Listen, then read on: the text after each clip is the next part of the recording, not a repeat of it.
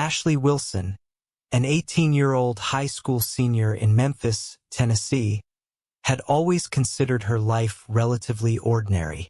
She lived in a modest home with her mother, Denise, a hard-working nurse who had raised Ashley alone. The two shared a close bond, though there had always been an unspoken tension surrounding their past. Ashley never questioned the vague responses her mother gave about her father or why she had to take daily medication her entire life. Denise simply called them vitamins, and Ashley, trusting her mother, never pressed for more details. One evening, a heavy rainstorm swept through the city, turning the sky dark and filling the air with the rhythmic patter of raindrops against the windows. Denise prepared a simple dinner, her movements unusually slow and deliberate. Ashley noticed her mother seemed distracted, her eyes darting away whenever their gazes met. After the meal, Denise suggested they sit together in the small kitchen, a space filled with the hum of the refrigerator and the faint scent of old wood. Ashley sensed something was wrong but couldn't have predicted the weight of the revelation to come. Denise began hesitantly, her voice trembling as she spoke. Her words unraveled the truth Ashley had never anticipated. Denise revealed that Ashley had been born HIV positive, a result of an unspeakable trauma Denise endured nearly 2 decades earlier. She explained that the diagnosis had been a secret she carried to protect Ashley from the stigma and judgment she feared her daughter would face. Ashley sat frozen, her mind reeling, the world she thought she knew shattered around her. The moments of her childhood that had seemed strange, the countless doctor visits, the whispered conversations between her mother and healthcare providers, suddenly made sense. Yet this newfound clarity only deepened her sense of betrayal. She felt an overwhelming wave of anger and confusion. Why had Denise kept this from her? Why had she been made to live a life built on half-truths and silence?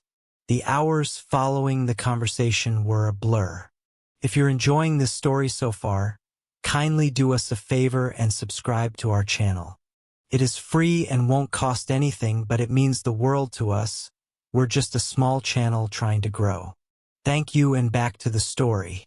Ashley retreated to her room, her mind flooded with questions and memories she now viewed through a different lens. She recalled the pills she had taken every morning, the strict rules about hygiene and personal space that Denise had enforced. All of it seemed suffocating now, like a life lived under false pretenses. As the rain continued to pour outside, Ashley lay awake in her bed, staring at the ceiling. The pain in her chest felt like it might consume her, a mix of betrayal, fear, and profound sadness. She thought of all the moments she had felt different from her peers, unable to understand why she couldn't have the same freedom they seemed to enjoy. Now she understood, but the understanding came with a heavy burden. That night, Ashley's anger began to take root. Her emotions churned as she grappled with the enormity of her situation. She thought about the stigma surrounding HIV, the isolation it brought, and the years she had lived in ignorance of her condition. As the storm outside raged on, so too did the storm inside her, setting the stage for a path she had yet to fully envision. At school, Ashley began noticing things she had previously overlooked. The subtle dynamics between teachers and students now seemed more sinister. She saw how certain teachers interacted with the girls in her class, their behaviors hinting at a misuse of power that infuriated her. Mr. Reynolds, the math teacher, had a habit of keeping students after class under the guise of extra help. His lingering stares and overly friendly demeanor made Ashley uncomfortable in ways she hadn't fully recognized before. Ms. Bennett, the music teacher, seemed to fixate on certain female students during rehearsals, her gaze lingering just a moment too long. Coach Thompson, who was popular among students for his charisma, often made inappropriate jokes, laughing them off as harmless banter. And then there was Mr. Parker, the school principal, a man surrounded by whispers of misconduct but shielded by his position and reputation. These observations stirred a deep anger within Ashley.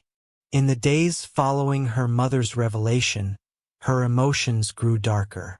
The betrayal she felt at the hands of the world, her mother, society, and now these authority figures, transformed into a simmering rage. She no longer wanted to remain a victim. The pain she had carried her entire life demanded release, and she began to see a way to channel it. If the world had wronged her so deeply, why should she not strike back? She decided that these individuals who misused their positions and preyed on the vulnerable would become the targets of her vengeance. Her plan began to take shape in the quiet of her bedroom late at night. She wrote their names in a notebook, her thoughts sharp and focused. Each name was followed by details she had observed. Patterns in their behavior, their vulnerabilities, the ways they could be manipulated. She studied their routines, noting when they were most likely to be alone, the spaces where they seemed least guarded. These details became the foundation of her strategy. Ashley spent her days in school blending into the background, silently observing. She paid close attention to how Mr. Reynolds would lean over students' desks, how Ms. Bennett would offer private lessons after class, how Coach Thompson enjoyed physical proximity during practice drills, and how Mr. Parker seemed to thrive on the flattery of students seeking leniency for minor infractions. Each interaction fed into her growing sense of determination. Her anger crystallized into a clear goal. These individuals who had exploited others without consequence would finally face repercussions. Ashley knew that her methods would cross boundaries, that what she intended to do would blur the lines between justice and vengeance. But in her mind, they deserved to feel the weight of fear, guilt, and pain, the same emotions she had lived with her entire life. The transformation within her was gradual but unrelenting. Ashley no longer felt powerless. Instead, she began to see her condition, her beauty, and her intelligence as tools means to an end. Her mind was sharp, her observations meticulous, and her resolve unshakable. She envisioned each target brought low, their authority stripped away, their confidence shattered. For the first time, she felt a sense of control, even empowerment, as she prepared to take back what had been stolen from her, her dignity and her sense of justice. Mr. Reynolds, the math teacher, had always been overly attentive to Ashley during class. She noticed the way his eyes lingered on her a little too long and how he often found reasons to call on her even when she didn't raise her hand. His overly familiar tone and the way he leaned in closer than necessary during one-on-one interactions made her uneasy in the past. Now, with her newfound perspective and determination, she saw his behavior as an opportunity to set her plan in motion. Ashley decided to make him her first target. She began by staying behind after his class, feigning confusion over a complex equation. She hesitated at her desk, her book neatly stacked, her pen tapping lightly against her notebook. When the other students had filed out, leaving the room quiet except for the ticking of the wall clock, she approached his desk. Her expression was carefully constructed, a mix of vulnerability and frustration. She asked for his help, her voice low, her body language slightly hesitant, as if she were unsure of herself. Mr. Reynolds, eager to assist, gestured for her to sit beside him. Ashley complied, choosing the seat closest to his desk. She pulled her chair closer under the pretense of better viewing his notes and allowed her knee to brush lightly against his. She apologized softly, her tone tinged with shyness, and he waved it off, though she noticed the slight flush that crept into his cheeks. She dressed strategically that day, nothing overtly inappropriate, just enough to draw attention. Her blouse was a bit more fitted than usual, the neckline modest but flattering. Her skirt, though well within dress code, rode up slightly when she sat, exposing just enough to capture his peripheral glance. She pretended not to notice how his gaze occasionally drifted, focusing instead on the way his voice faltered slightly as he explained the problem. As they worked through the equations, Ashley made sure to engage him, laughing softly at his occasional jokes and leaning in as if hanging on his every word. She let her fingers brush against his hand as she reached for the pen he offered her, lingering just a moment longer than necessary. She observed his body language carefully. The way he stiffened slightly at her touch, the way his voice grew quieter, almost tentative. She complimented his teaching style, boosting his ego, and watched as his professional demeanor began to slip. His posture relaxed, and his focus wavered from the equations they were working on. The boundaries between teacher and student grew blurred as Ashley maintained her performance, allowing him to feel in control while she carefully guided the interaction. When the session ended, Ashley stood to gather her things, moving slowly and deliberately. She thanked him warmly, her voice laced with gratitude, before pausing as if considering something. She looked back at him, her expression thoughtful, and left him with a lingering glance. He hesitated, caught between propriety and temptation, but she could see the conflict in his eyes.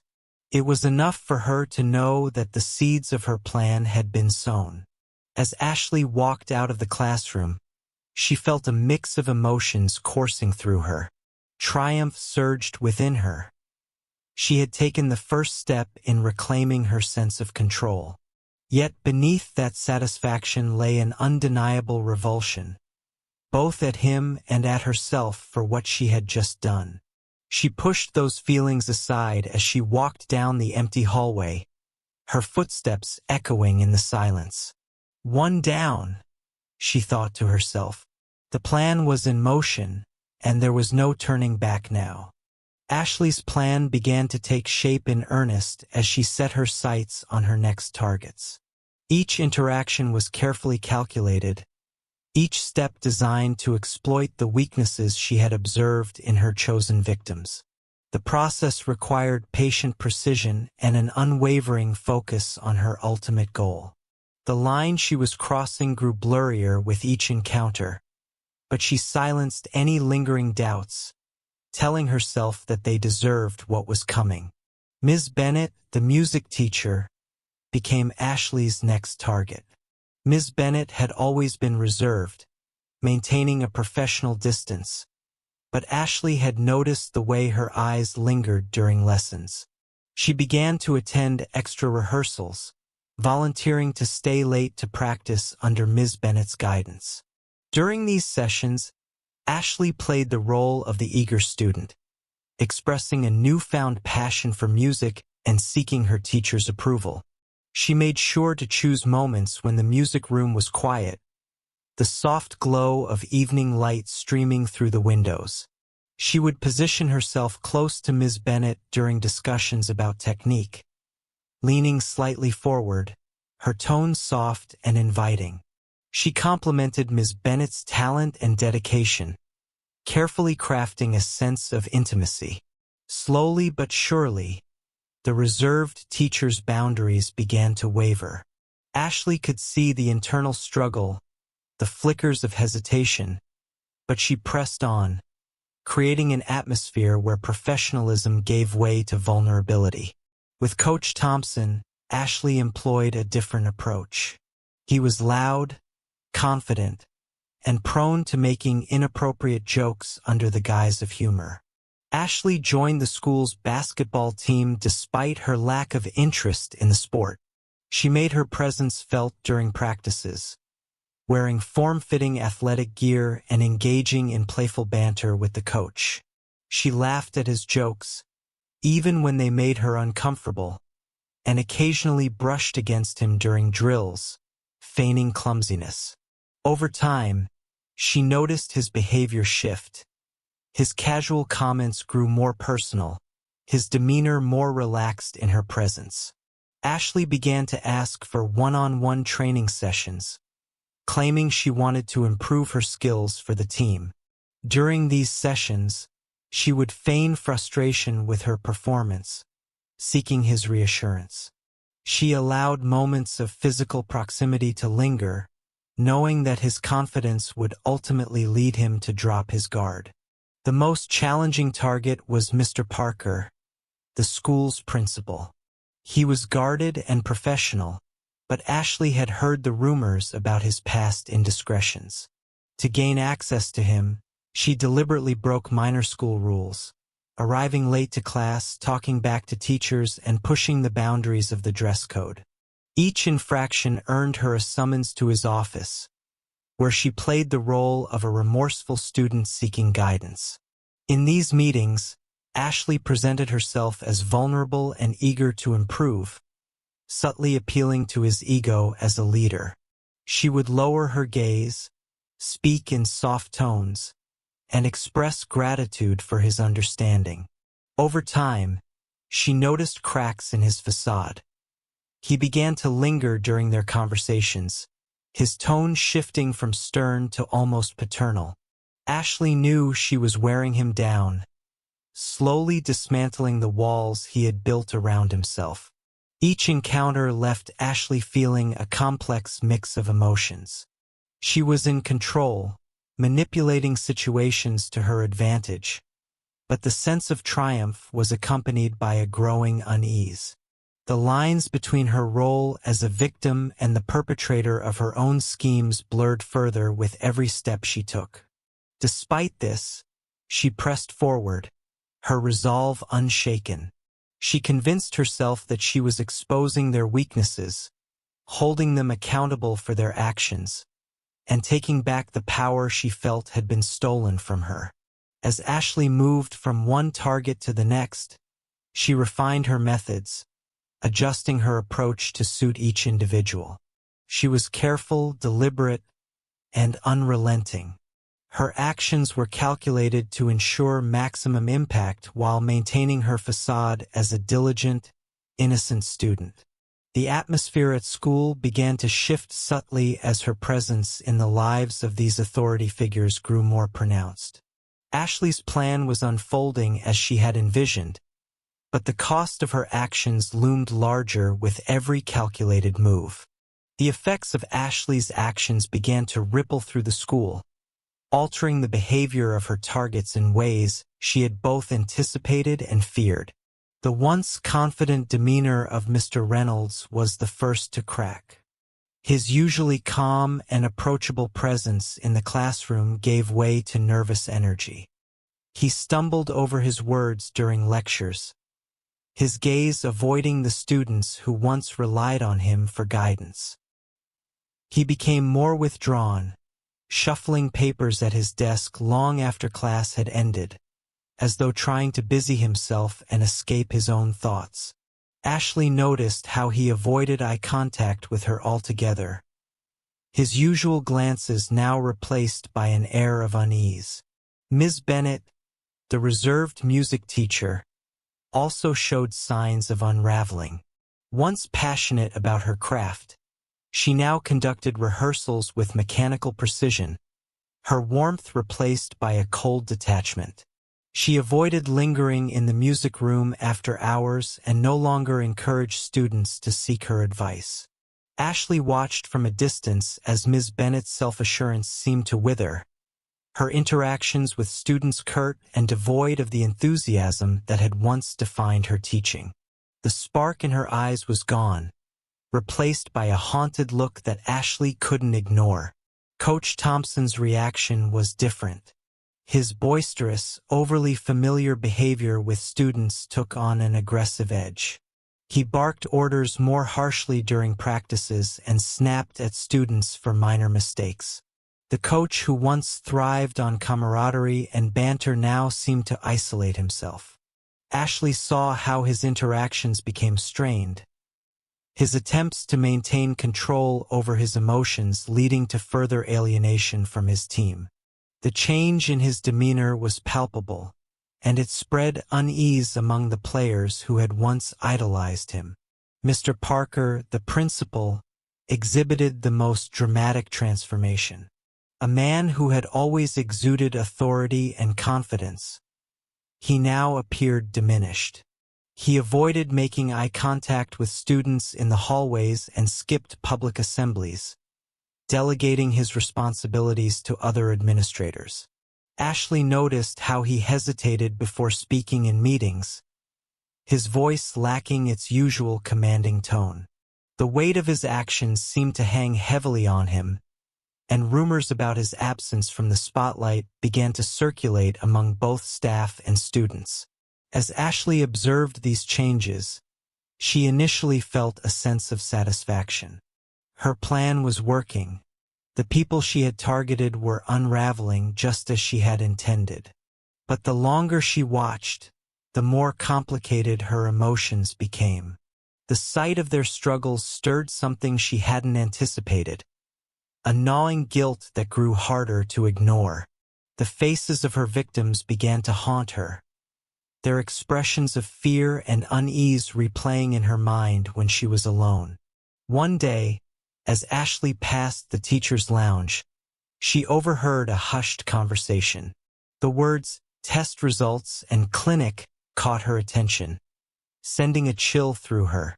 She paused, listening intently as the teachers spoke in anxious tones, their voices tinged with dread.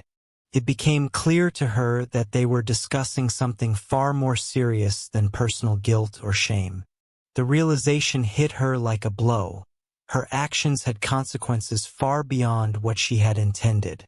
It wasn't just their reputations or careers at stake. It was their health, their futures, and the lives of their families. For the first time, Ashley felt the full weight of what she had done.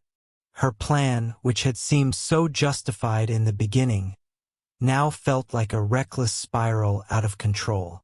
The faces of her targets merged with the imagined faces of their spouses, their children, the people who would be impacted by the fallout of her actions.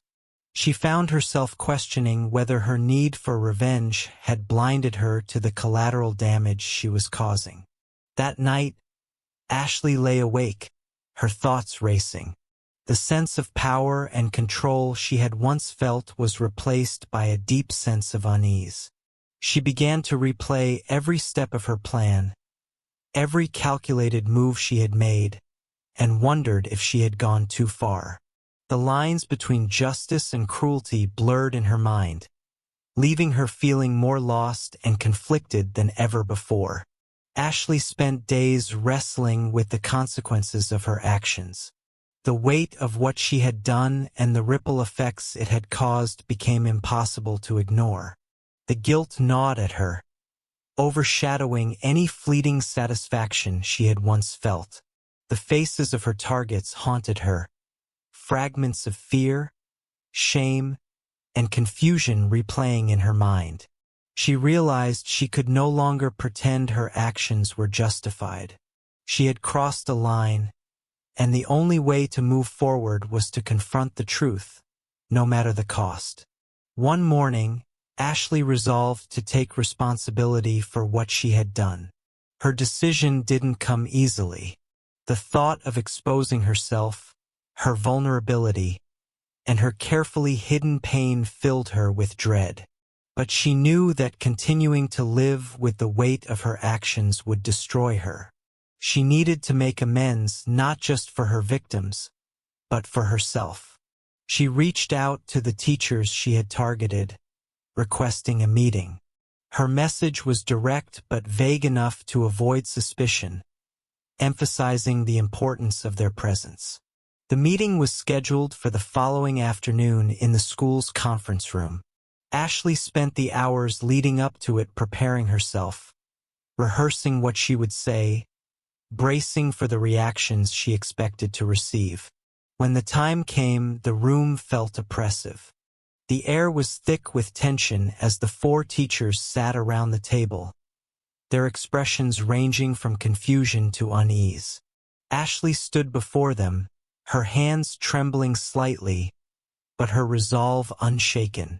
She began to speak, her voice steady despite the storm of emotions churning within her. She told them everything. Her diagnosis, her mother's secrecy, and the deep well of pain and anger that had consumed her.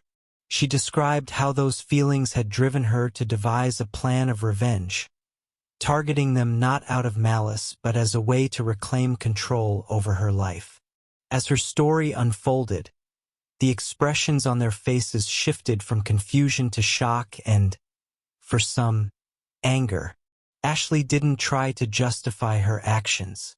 She admitted the harm she had caused and expressed her regret, though she knew that no apology could undo the damage. She told them that she was prepared to accept whatever consequences came her way, even if it meant legal repercussions or public humiliation. She just wanted them to know the truth. The room fell silent when she finished speaking. The teachers exchanged glances, their emotions raw and conflicted. Principal Parker, who had always prided himself on maintaining control, looked visibly shaken.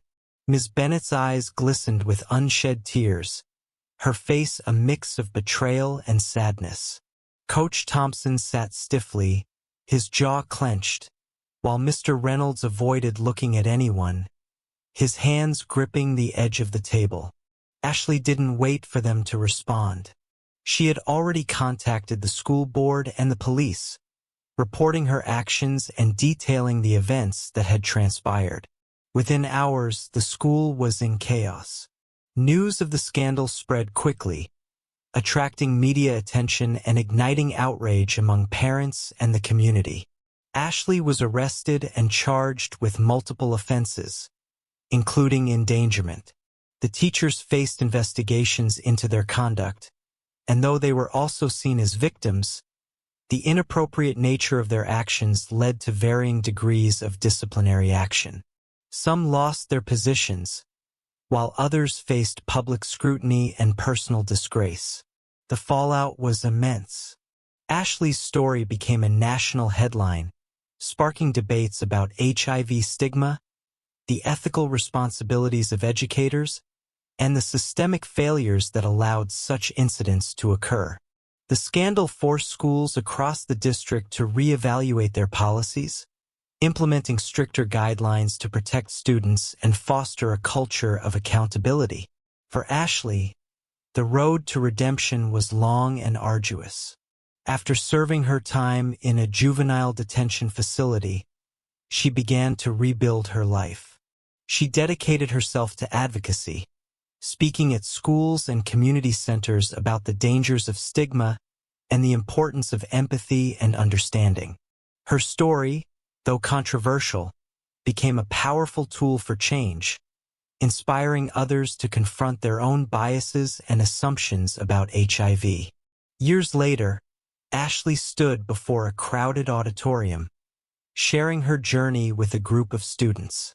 She spoke candidly about her mistakes, her pain, and the lessons she had learned.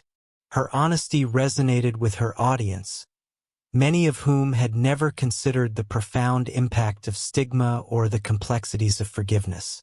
Ashley knew she could never erase the harm she had caused, but she found solace in the work she did to make a difference.